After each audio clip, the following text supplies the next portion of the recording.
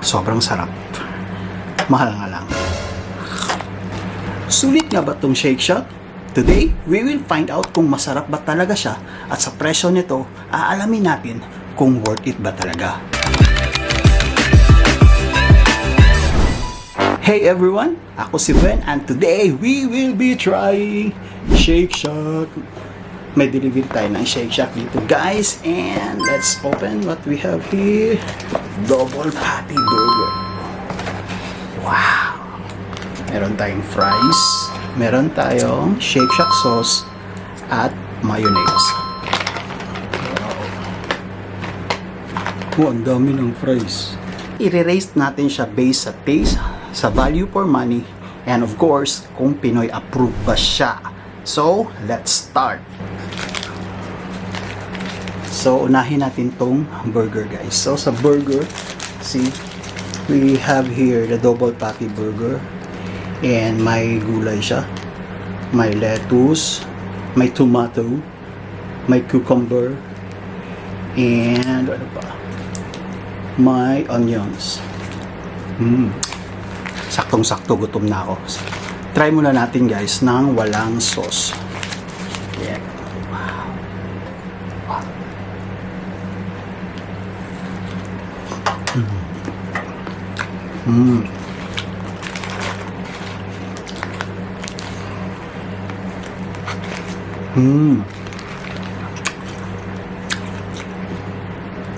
First bite pa lang, lasang-lasa mo na yung beef. Ang juicy ng beef. Tapos, ang flavor, lasang-lasa.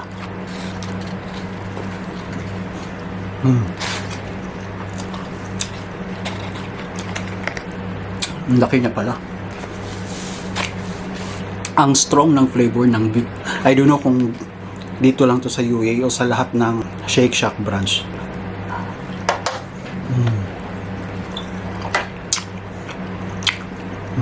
Tapos yung bun naman niya, sobrang lambot. See guys, hindi ko siya pinitpit pero kusa siya. Parang patty na rin siya. Wow.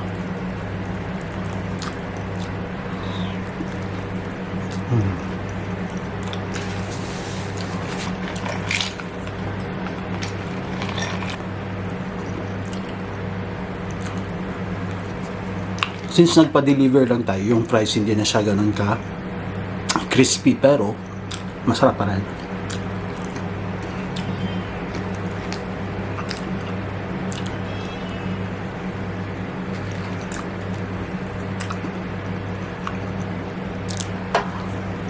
Now naman, try natin lagyan ng Shake Shack sauce itong burger. Ganito ba siya?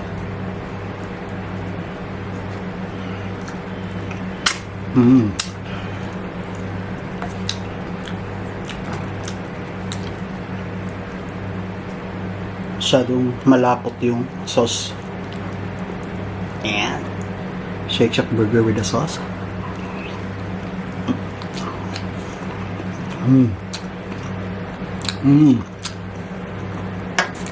With the sauce, nag-iiba yung lasa niya. Parang may pagka-tangy na siya. Masyadong citrusy, I don't know. Pero nandun pa rin yung pagka-juicy ng beef. Lasang-lasa pa rin yung beef. And of course, yung bun niya, ang lambot guys. Ano nga?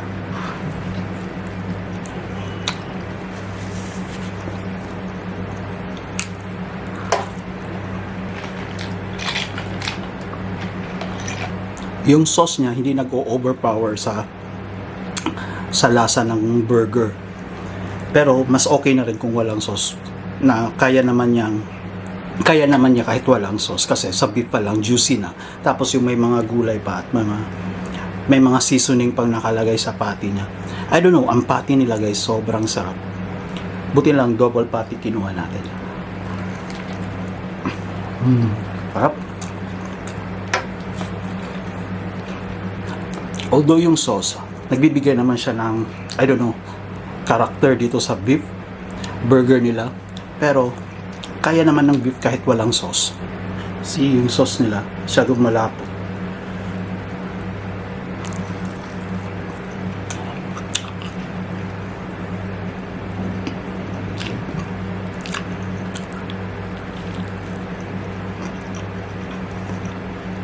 Pero nagbibigay talaga siya ng extra flavor dito sa beef burger nila.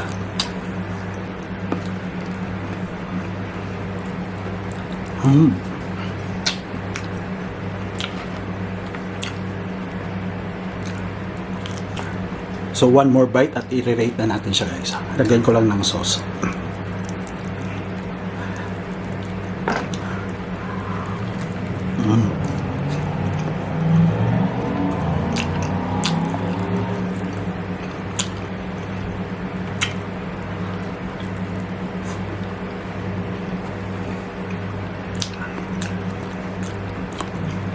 So, i-rate na natin siya sa taste. All in all, masarap siya. So, bibigyan natin siya ng 10.